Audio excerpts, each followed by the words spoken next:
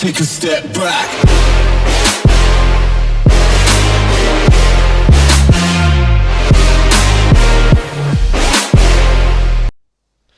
Good day everyone, this is going to be my guide slash build video for Magicka Sorcerer and 1vx for the Dragonbones patch. I'm also going to be referencing to this video in future patches if nothing changes too drastically for the Magicka Sorcerer. Now about this video, I'm going to be talking about general things like 1vx, why I chose Magicka Sorcerer, and my playstyle. And then I'm also going to be talking about specific things, so the gear that I run, some situations like Shieldbreaker, what to do against that. And a general thing about this video also is that I have a quick summary of everything that I use in the build that I mostly use. It's going to be at the end of the video, but the main point of this video is how I do it and how I want to do 1vx and about my playstyle. So I hope you will enjoy watching this. I hope I can tell you something interesting, and yeah, have a good time. So the way I understand 1vx is I split it up in two parts, the kiting part and the fighting part. So the kiting is you standing against a group of enemies in 1vx, you can't take them all, so you need to lead them somewhere where you're safe, and hopefully when there are less enemies as well. And then you get into the second part, which is the fighting. You stand against, I don't know, 4 or 5 enemies, and hopefully in the end you end up being alive and they end up being dead. The classes and even the specs often specialize in one of those things. Let's take a Magicka DK for example. It's going to be very good at fighting. It has a lot of control, it has a lot of AoE damage, and it's going to be pretty good for the second part. But at the first part, well, you only have mist form, and sometimes not even that. But you know, you're never going to outrun anyone with mist form. So this is the reason I don't play something like a Magicka DK or a Magicka Templar or stuff like that. Because if you, no matter how skilled you are, if you see a Zerg incoming to you and they want to kill you, you're going to end up dead, no matter what. There's nothing you can do. And that's something I just don't want to experience. So another example of these classes is the Stamina Nightblade. Yeah, that's a bit on the other side. It's very good at kiting, like even when you are fighting, like you are killing as a Stamblade, you're basically still kiting, you're running around the enemies, you're cloaking, you're casting shuffle, sprinting, etc. So yeah, it's a bit also on the extreme side, and Sorcerer is a bit more in the middle. You can kite really well. If you do it well, you should be able to outrun Zergs as well. Definitely long enough to get to the safe spot where you want to go. But when you are in that safe spot, you are still going to be able to fight them. You're going to be able to put down mines or Aetro or maybe lightning form if you're playing more with the resistant way. But you are indeed capable of still fighting the enemy without just having to cloak every second or something, you know. And that's something that I really love about Sorcerer, is that you can do both and you can also specialize in one of those two things. So now I'm going to be talking specific on how my playstyle for the Sorcerer is, defensively and offensively. And for a general thing to notice is that I want everything to synergize. So for example, if I look at my character sheet, you can see I have a very large amount of max stam and still a lot of stamina recovery as well. And this has two reasons. The first one you might have guessed at is conversion here. Basically, if you don't run out of stam, you don't run out of Magicka Dispatch, because now conversion can be cast when you're CC immune. They can't interrupt you.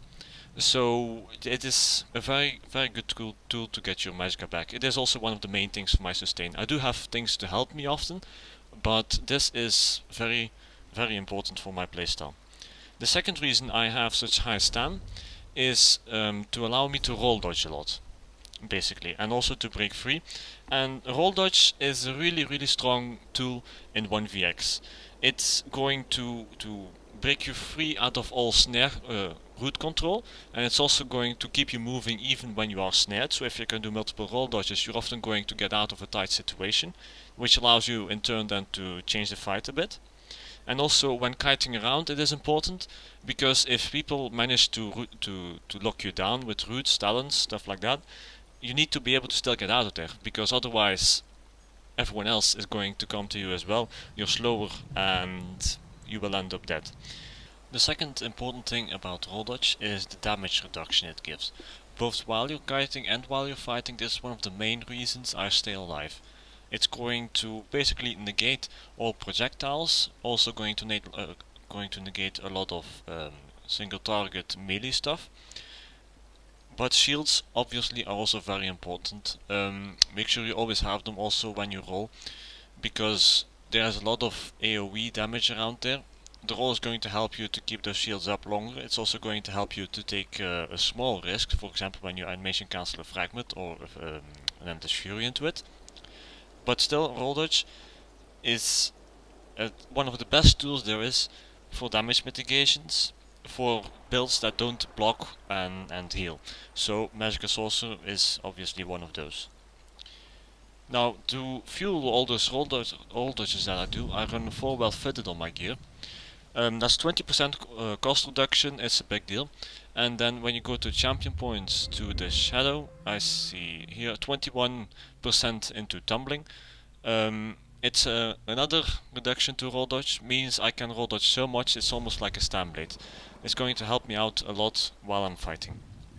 Now, another thing about those traits is that I indeed have crit resistance. I have 4 well fitted traits and 3 infused traits.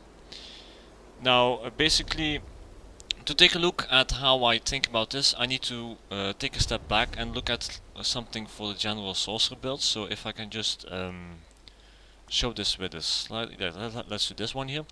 So let's look at this slider over here. On this side you have builds that focus completely on shields, on not getting their health touched for the sorcerer, and then on the other side you have builds that are more focused on their health, so that is their primary defense, and shields are their secondary defense. And I go all the way to this because this allows me to make everything in my build synergize very well with each other. I have crit resistance, a lot of max magicka, means I have to get my shields up all the time, okay? Because otherwise, if I go over here, for example, somewhere in the middle, I have, let's say, 4 impen traits and a bit into the CP crit resistance as well. This means that every time I cast a shield, I'm basically going to negate my armor traits. Now, this is understandable, and many people say the reason for that is that if when you make a mistake, this is still going to allow you to survive, but actually it's not going to help you at all. There's 2 reasons for that. The first is we're doing 1vx, okay? We're taking a lot of damage, and running those impen traits means that you're not going to be able to roll that much, which means you're going to even take more damage. Now, the damage is so high that even when you have impen, a bit of impen, and your shields drop, it's still a very big possibility that you're going to get one shot. And even in a duel it can already happen, like a Dragon Knight with the leap. If you're a vampire, you take extra damage from that. Or a Stamina Warden coming in with his burst and you didn't watch what you were doing, you didn't have a shield, you're still going to get one shot.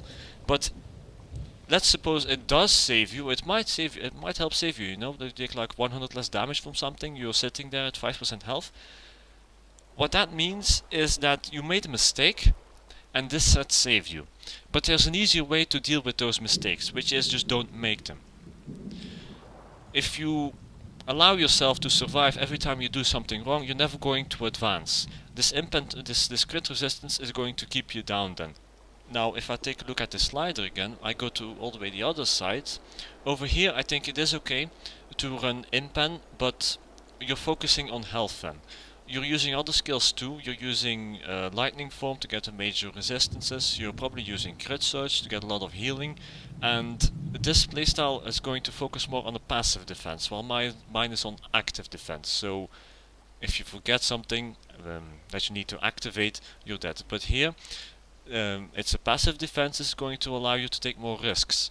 But then in turn the passive defense is smaller.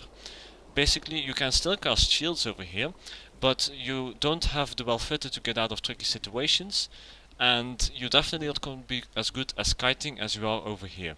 While over here you are still going to be equally good as fighting if you remember all your active defenses. So that is why I prefer being over here on this sorcerer build spectrum. The last thing that I want to mention about the defensive playstyle is shield breaker. No matter where you are on this slider, your shields are going to be what you cast when you're pressured, and just then the shield breaker kicks in and is going to deal a lot of damage to you, damage you can't mitigate. Now, a very important tool to mitigate that for many people is Surge here. If you can see, this gives you a 2.5k heal about every 1 second, but that is only when you're offensive. If you're defensive, while you're kiting and somebody shield breakers you, you're going to need to go in the offensive, but there's a Zerg running to you, so that obviously is not going to work. However, when you're in the fight and people are shield breaking you, this is going to be a big help. But I don't use this, I deal with shield breaker in another way. The number one priority for me is LOS. Now, you're thinking rocks? No, there's also different things. Aether, for example, is going to be a really big help for me in countering shield breaker players. If you just stand into that, you're basically untouchable until the Aether dies. This is going to allow you to pressure the shield breaker user a lot too. Now, if you see that person is not really watching what he's doing, you're going to switch this ultimate, shooting star, or whatever other ultimate you have, and you prioritize that person and you kill him really quickly. That's going to solve a great deal of your problems. Now, suppose that none of these things are available to you. That's when roll dodge comes in again.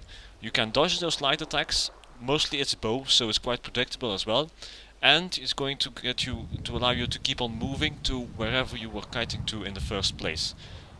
There is no problem in using LOS against the shieldbreaker user, okay? This is the number one counter against Sorcerer, and you need something to counter that counter. Now, unfortunately, the only thing available to you is the LOS, the only really reliable thing, so you need to use that. Moving on to the offensive playstyle, if I take a look at my character sheet, you can see I have 42k Magicka and almost 2.2k unbuffed spell damage. That is a decent amount of damage, it's not super high, but I do not recommend going with a super high damage build in 1vx, because you need to understand that often, even if you have high damage, your burst or your efforts to try to kill someone is going to fail. Might be because of a healer or just plain bad luck, but you need to be able to sustain multiple occasions, long fights, where you can try to burst down people again and again, without taking too much loss to your health or to your resources. So you can see I go with a decent amount of regeneration over here. This is going to get buffed extra by Lich or Dark Conversion. And that allows me to basically stay in the fight forever, not running out of resources. Also important while kiting, of course, you need a lot of resources to do that,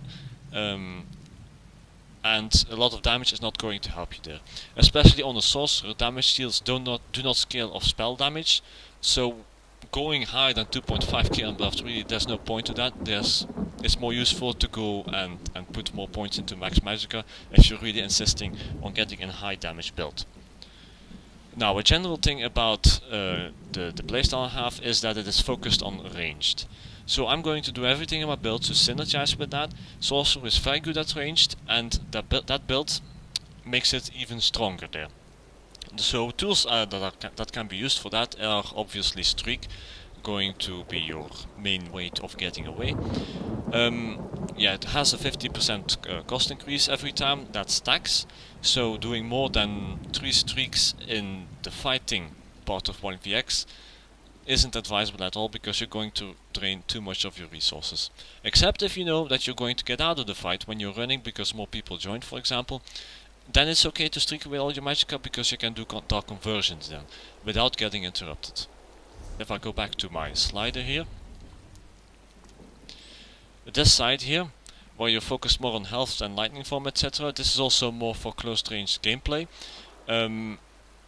It's better there to also go and synergize your skills and your playstyle with that. For example, I'm using Meteor.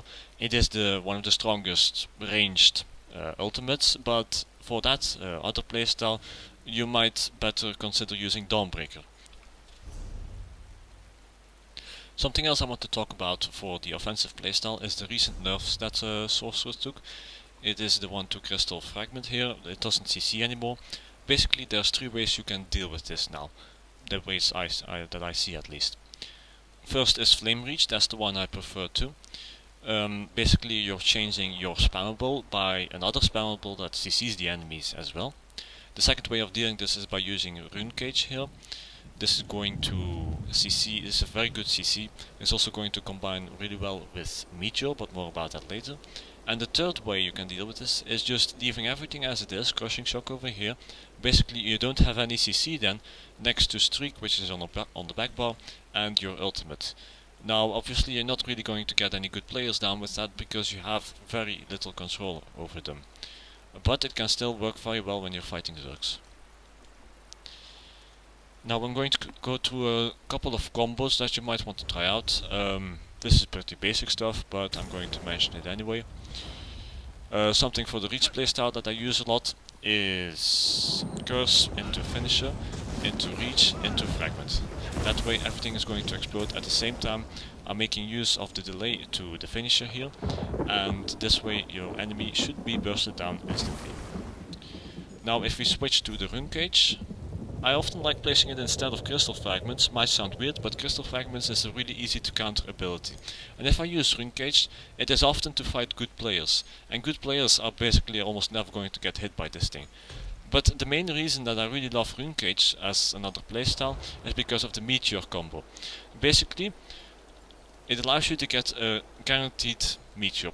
People who have played Magicka will know what I mean. First you cast the Shooting Star or Meteor, and then you cast Engage. So people that are blocking are going to get CC'd by the cage before the Meteor hits. That way they don't have any time to break free or anything, and they're going to take a Meteor to the face. Just as an example of what I do then is Reach, Meteor, and then Rune Cage. I can't cast it on this because it's a target skeleton, but that's a guaranteed hit and uncounterable, which is important to do uncounterable things when you're fighting good players. Last thing I want to mention about the offensive playstyle is dual wield. It is a viable thing. It's always been a viable thing. Even though it got nerfed, you can still use it. The burst is very strong and higher than the one you can get with the Destro Staff. But the two big reasons I don't use that, first of all, is that often you need a ultimate to complete that burst, the Dawnbreaker. Now not only is Dawnbreaker something for close range, which means I can't always use it, when that burst doesn't work, you're often left doing nothing. And speaking about that, you don't have a spammable. Which means that if you get your enemy down with a nice burst combo, he's like 30% health, there's two things you can do then, is spamming hard-casted crystal fragments or finishers. Both of these things are very annoying to me, and I'm never going to do that when I have the option of going with the Destro Staff with extreme flexibility and actually the same kill potential, because of the sustained pressure. So about the gear that I run, I always run 5 light armor, 1 medium armor and 1 heavy. And the traits are always 4 well fitted and 3 infused.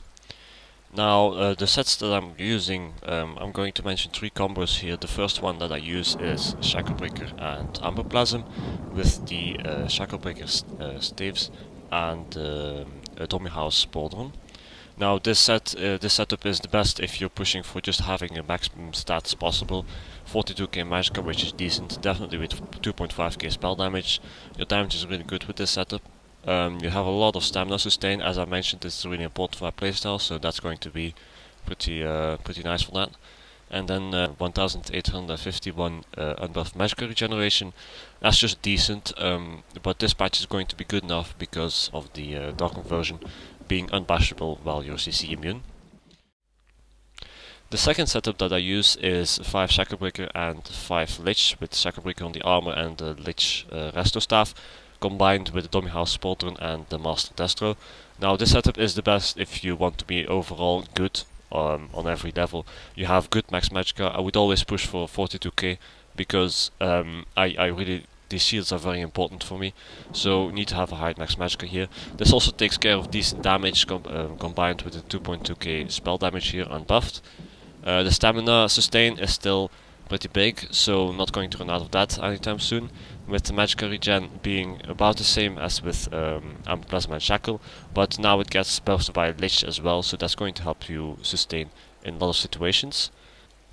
Now, some things that you might want to change up in the setup are here the Master's Inferno Staff. I do use this too sometimes, which is the Asylum's Perfected Inferno Staff. Now, first thing is, don't use the normal Asylum Staff, because it's a big difference, not really worth it compared to the Mastered Destro or the Perfected Staff. Now, of course, this staff is going to require you to run Crushing Shock combined with Rune Cage as well then. Also a good setup, but Reach is in general more flexible, I think, than this. And this is definitely better for when you're fighting advanced players, so you need a better CC like Rune Cage, and having all this extra damage is going to be really useful too. The second thing that you might want to change up here is the Lich here. I know many people use Wizard Riposte here.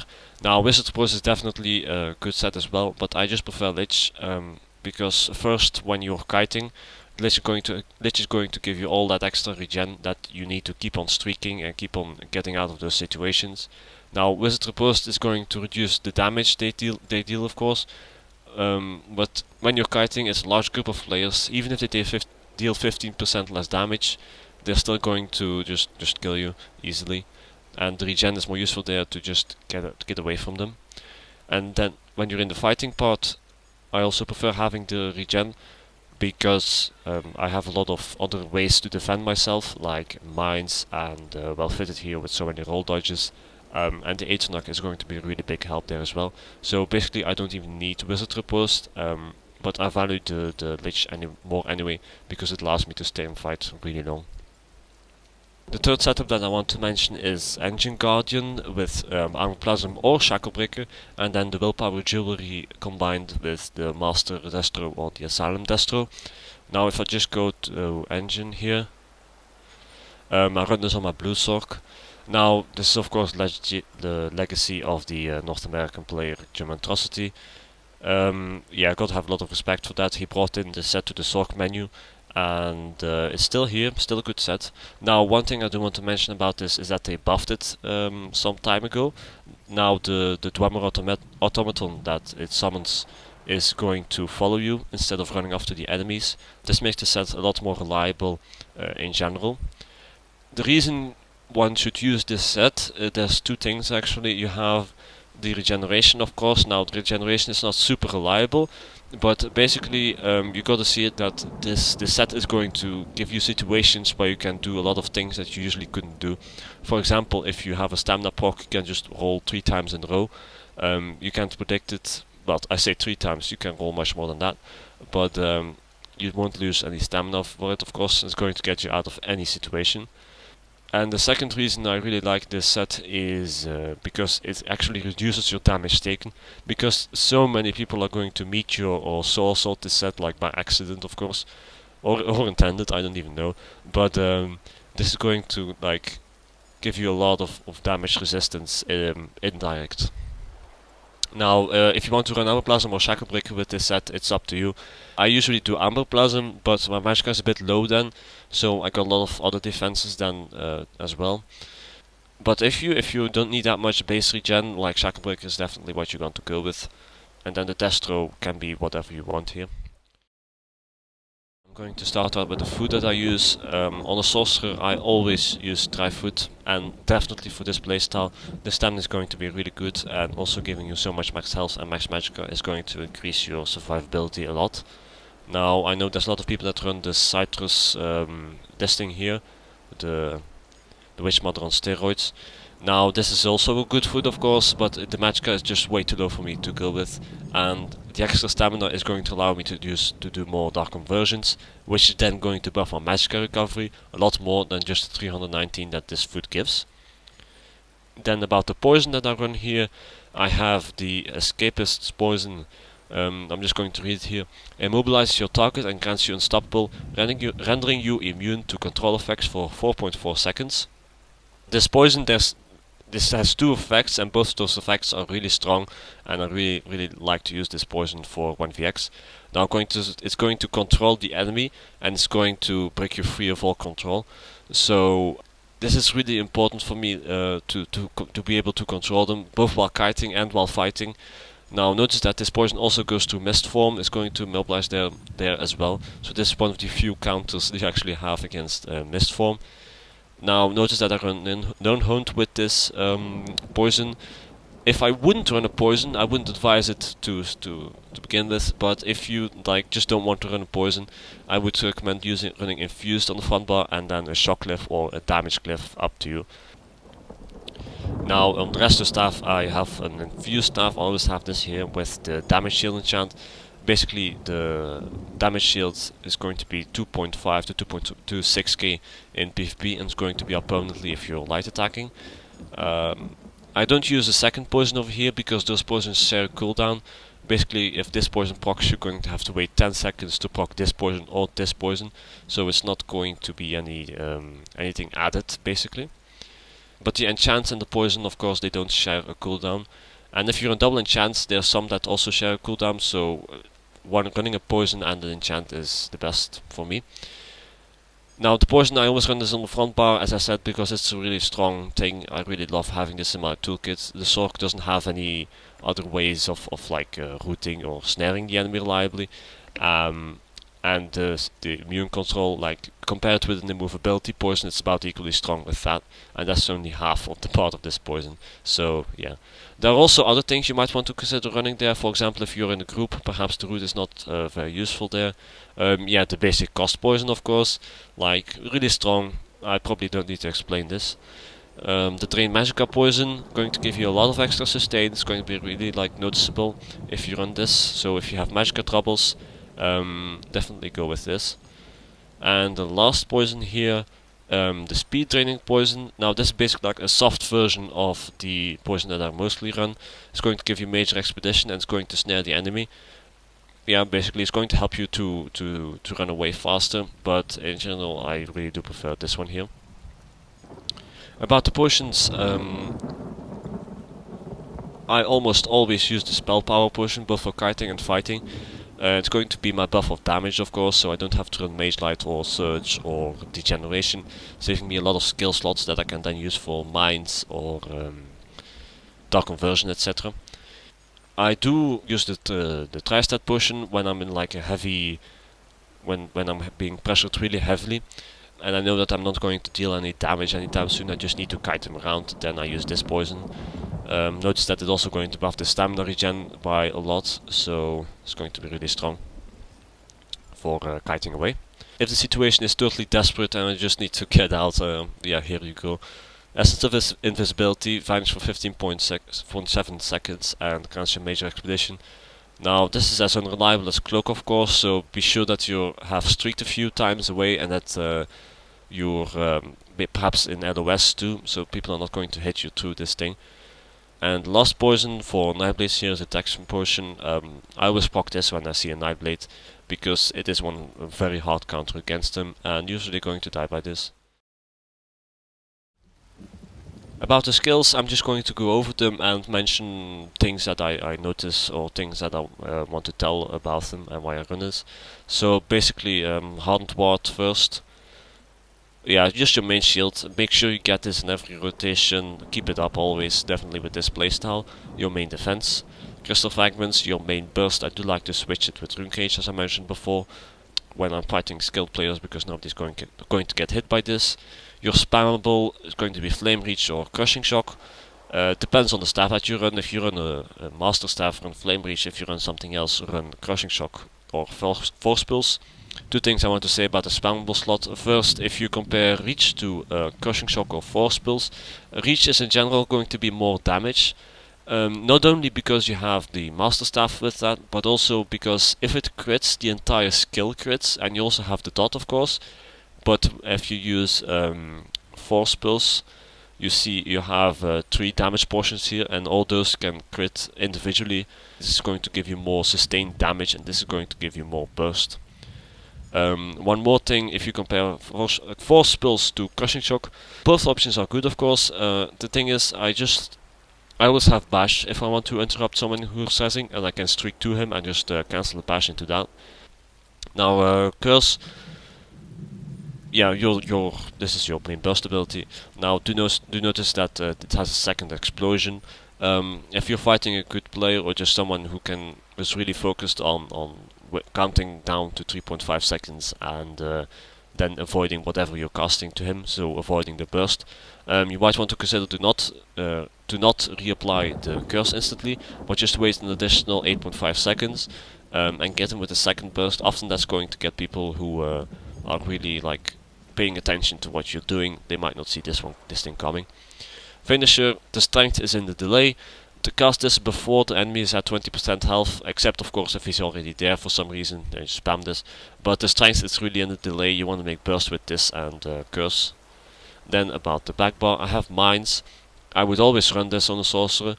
It does three things. First, it deals damage, of course. Then secondly, it's going to reduce my damage taken, because people are going to be like dancing around it. They're not going to get near me often, so they're going to pressure me less.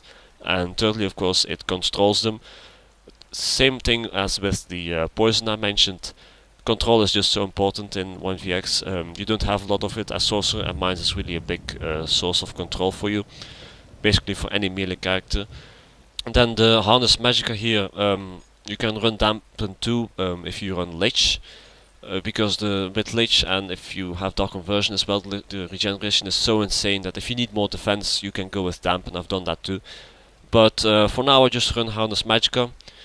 Basically gives you your shield cost back, really strong ability of course. And then healing ward here, that's my main heal. Dark conversion isn't really reliable for healing, so this is what you really want to go to when you're on low health. Wouldn't switch this out for any other skill to be honest, because if you're low health, this shield is just so strong, wouldn't want to miss it out. Streak, your main escape, also can be used to finish people off if there's many people stacked on top of each other and you can't Rasnen's Fury on them. You can just streak to them and hope to proc Implosion. Now can also be used into a burst combo if you just on the back bar and perhaps the second explosion from that curse is already going. Then you just switch to this bar, streak to CC them and then finish them. Now that's just another combo that you might want to use to surprise your enemies. Dark Conversion, one of the key points of this build of course, gives you a lot of Magicka, 4.7k for 2k stamina cost. Now it also gives 8k health. It's like, I don't say no to it, but don't use the skill to get your health back because it's not reliable. Like even if you are CC immune so they can't bash you, it might be that the health restore is like unexpectedly low, and it also takes a while to come of course, so not really reliable for the heal. Make sure you always have a damage shield up before you cast this skill, and yeah, my main source of Magicka regeneration really. Now about the ultimates, on the offensive ultimate I always use Shooting Star. It's better than the Ice Comet Morph, because the Ice Comet may deal more damage, but half of Seal is a vampire, so this is 25% more damage. And the ultimate that you gain back from it is really nice too. If you're really lucky you can get like 50 or 60 ultimate back at one time, so it goes up really quickly. Also don't forget the dot. If you put mines on that, it's going to deal a lot of damage to melee enemies as well. Other skills you might want to consider here are Dawnbreaker. This is more for close ranged playstyles of course. Can't always use this on a purely ranged build like mine, so it's just another option of course.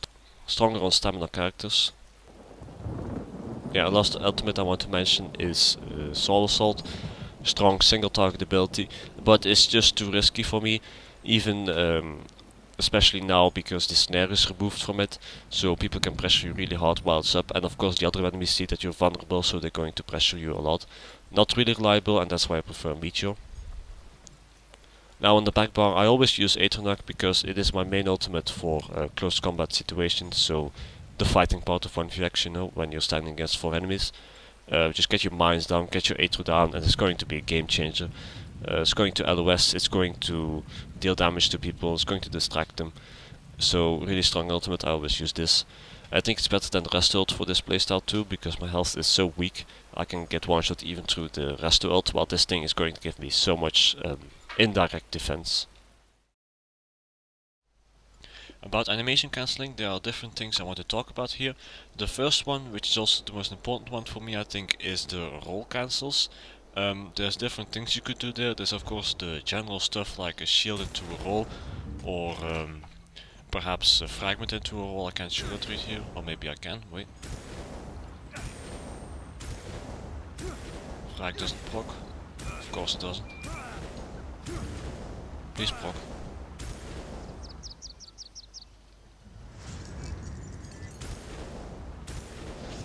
Finally. So a frag into a roll, for example, is very strong if you want to deal damage or burst someone down without getting hit yourself, so you can take a small risk. Another important thing I want to mention is the roll cancel into a streak, which I often use while I'm running away. Basically it is a ball of lightning, but I'm using streak and a roll in the same time, so if I can just do an example real quick, it's like this.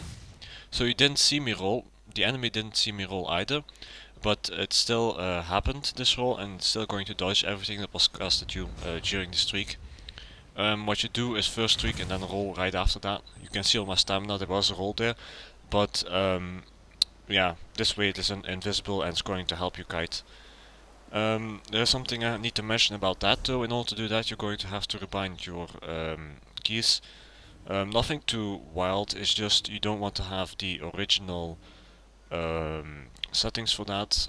Let's see where it is. For here, roll dodge, I have mouse wheel down. The game settings are normally on double tap on one of the arrow keys or whatever you have. Don't use that. I mean, this is going to be way better for animation cancelling, and as far as I'm aware, you can't do the streak and roll dodge animation cancel with the general settings. You need to rebind them. But I would do this anyway. Another thing that is best rebound here is the interrupt. I have mouse wheel up for that one. I think from the base game it is left and right mouse button at the same time. It's clunky at best. So just rebind that for well, to be faster with your combat. Another thing to notice is the break into roll dodge. I can't show that right here, but basically it's just for me mouse wheel up, mouse wheel down, goes really quick. And there's nothing in between there, and that's a really nice way to like escape all control, and after that you have free streaks to wherever you want to go. Now about another cancel I want to talk about is the swap cancel. Basically every time you swap weapons, just swap something in there, you know, like a shield into a swap, like this or like this, or a reach into a swap, for example. It's very strong, or fragment here. Then the last type of cancelling is the block cancel. On a sorcerer, generally I wouldn't do it, because there's two reasons for that. The block cancel, first of all, it's going to stop your stamina regeneration, sometimes. Of course, when you block cancel, you only do it really quick, like so. You're only going to do it really quick, but the stamina regeneration happens once every 2 seconds, and often if you do a lot of block cancels, you're going to block just at the time when your stamina is going to come back. Basically, it costs you stamina then. And the second reason, of course, is we're doing 1vx, we're taking hits constantly, so even if you block for a short time, you're going to drain stamina, because the nerfed block a couple of times now, it takes a lot of times per second, so if you even block really quickly, you're still going to be draining stamina. Now about the passives, there are different things here too.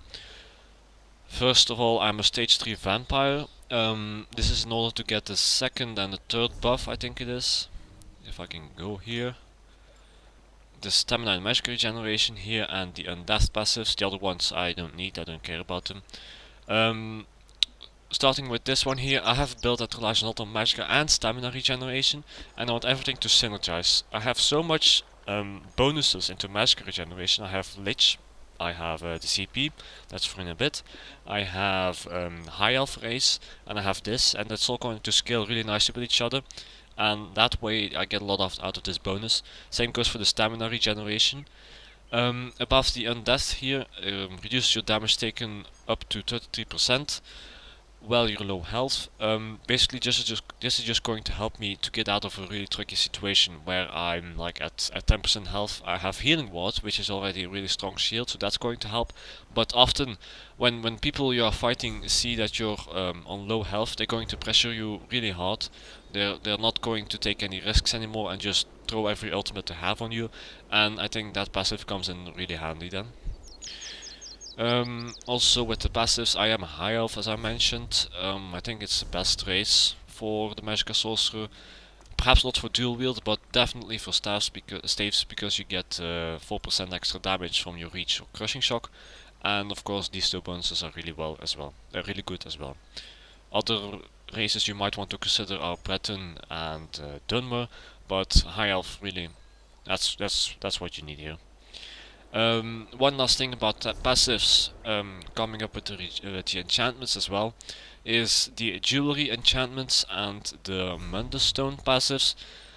Those things I can't decide for you what you need to use there. Okay, like if you've made your build and you've all set it up, you have every set, you have every skill, it's golden, etc.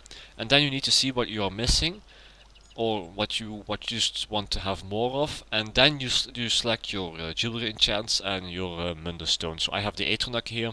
I could also use the Mage, I think. I still need to do more testing with that if I have enough regen then. Also, if we look at the jewelry, I have 2 damage and 1 stamina regen, just because I feel I need that extra bit to be able to sustain long fights. When there's like at the fighting part, when there's 4 enemies on me, I don't really want to run out of stamina at all. So this is really going to help more than extra damage, and I still keep decent damage. But if you're playing in a group, for example, or you just feel that you don't need this, you can just slot the damage enchant here too. One more thing I want to say about the Mundstone is that if you don't want the Aethernuck, you want something that gives more damage. The best option for you here is the maximum Magicka stone. I think the Mage stone is called, because the maximum Magicka is also going to buff your shields and so your survivability. While if you do go with the spell damage bonus, it's about the same like actual damage that it gives, but this just doesn't give any shield strength. The crit bonuses, yeah, they nerfed those. Don't use them anymore for the Mundus. Now about the champion points, I'm just going to go over them and mention some specific things. One general thing I do need to talk about is the jump points. Basically what that means is that if you go with a certain number of points into your trees, for example if you go for like 20.9%, the game is going to tune it down to 20%, so that's why it's important to go like just above a certain percentage to have as little loss as possible. So you can see every time I go for 20.15, 7.33, so just like 1 point above a percent. So I'm just going to start with the green tree here. Warlord, obviously very important passive, because you need a lot of stamina sustain. A sprinter also going to help with well fitted again. If you are out of stamina, out of Magicka, and you can't dark conversion for some reason, you can always use sprint. Usually I just use it for a really short bit to just have a little bit of a speed boost in between skills while I'm kiting. Then here 27 into Mooncalf. Again, stamina regen is very important. Nothing into tenacity. Magicka characters with with staves, I don't recommend heavy attacking at all, because it's so easy to see it coming. It's so like you just have to do really quick block for the rest to attack to go to like not give nothing back. And the fire staff attack is very obvious. Like it's dodged over 50% of the time, so it's not reliable at all. So 0 points in tenacity. I have 76 into Arcanist. That's 14 out of 15% for the magic recovery. Again, I want everything to synergize. This is going to count for the Lich. It's going to count with all the other passives like High Elf, like the Vampire from just then. And that's then a really big bonus to my magic recovery. I want to put a lot of points in this one. Now here tumbling 21%, I already went over this. Shadow Ward, a bit into blocking. Like even though I don't block cancel, I'm still going to have to block meteors or just things that I didn't see coming instantly. So having a few points in here can turn out to be really useful. About the blue tree, now this blast here. Only put points into that if you use Surge, it's going to buff that healing. If you use Healing Ward, it's not going to do very much, it's only going to buff the initial heal and nothing else. Might also buff the Dark Conversion, but as I said, the heal from Dark Conversion is not reliable at all, so I go with 0 points into this one, because I don't use Surge either. 44 into Elfborn, 56 into Elemental Expert, and 45 into Spell Erosion. This is just the tree you dump everything else in when you're done. I go for a decent amount of spell penetration because the tanks can be a real problem. After you've done the 1vx, there's often one dude standing there with heavy armor, so you need something to get him down reliably. Master at Arms 61, Staff Expert 9%, so 14 points. It is important to put a few points into this one because you have your attacks, your light attacks are an important part of your rotation, and it's going to buff that damage really quite a bit. It can help you just get, you know, from 25 to 20% of your enemy's health, which is then going to proc the finisher. So put a few points into this. Shattering Blows. The CP here is not. It doesn't really scale well. Like it says 0.5% if you put a point in there, but in reality it's more going to be like 0.25%. And also in general, when fighting enemies with shields, you don't want to pressure them while their shields are up. You just want to wait for them to drop their shields, or just want to count until the shields drop themselves. Thaumaturge, I have 90% into here. It's for the ultimates mainly. Meteor, Dawnbreaker, all that stuff gets buffed by it. Curse doesn't get buffed by it, but I still put 20 points in here because it scales really nicely and my ultimates hit really hard with this. Then the red tree, 52 into Ironclad, 0 into Resistant. I've explained this before, nothing into crit resistance. 28 into Thickskin. There's a lot of dots in there out there, so I do think this point is quite important. 56 into Hardy and Elemental Defender. Make sure you get 120 points in here to get your Unchained passive. This is going to be really strong for after you break free. You can basically almost cast your Dark Conversions for free, and they can't be interrupted, so that synergizes really well with it. And then into the Bastion I have 48 points. Still a decent amount, not super much, because of course these points they count on both your shields and your health. I think the other ones do it as well. So a decent amount in there, not too much, not too little. And that's it for the champion points.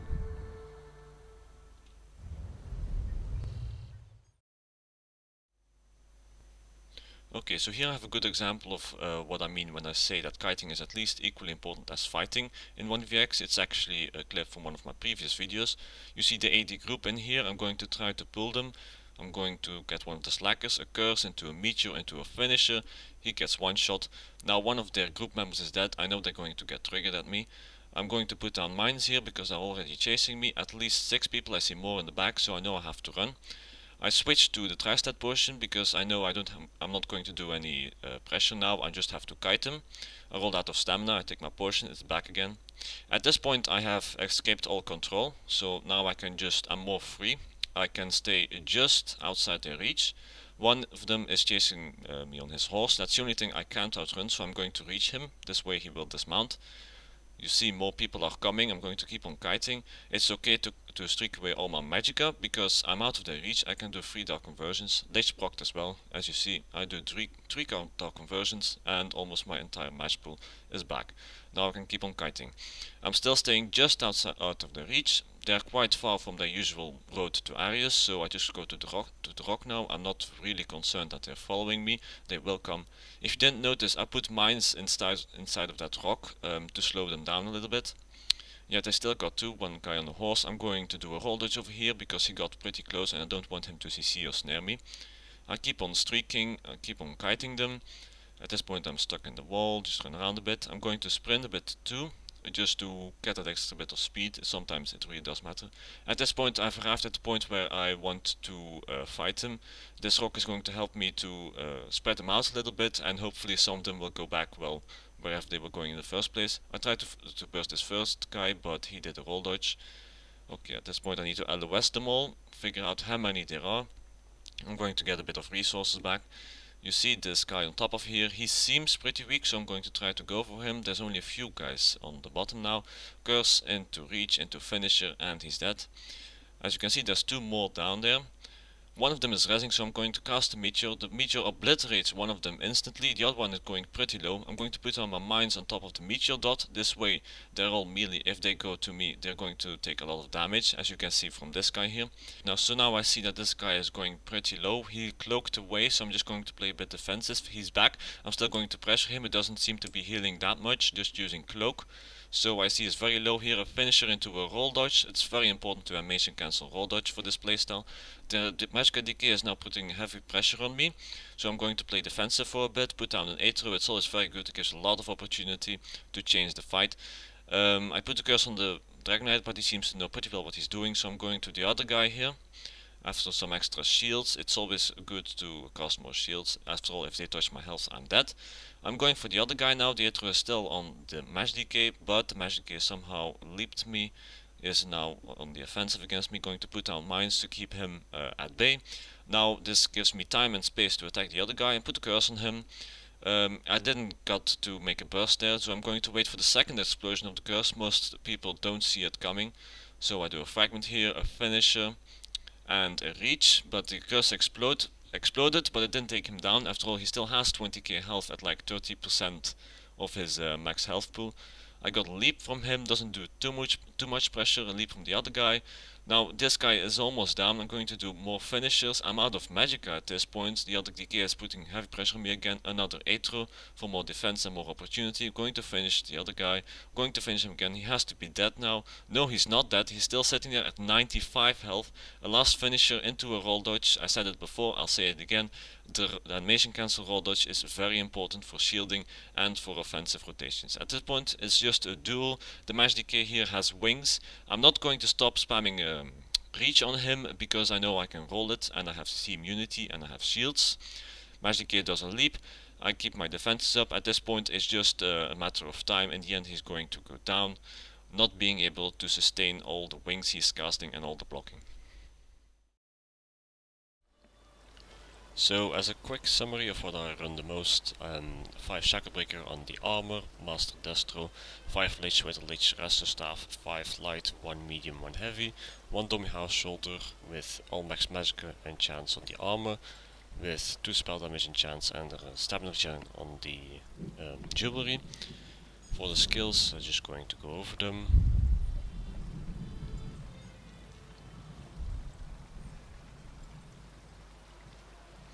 Then for the CP, same story.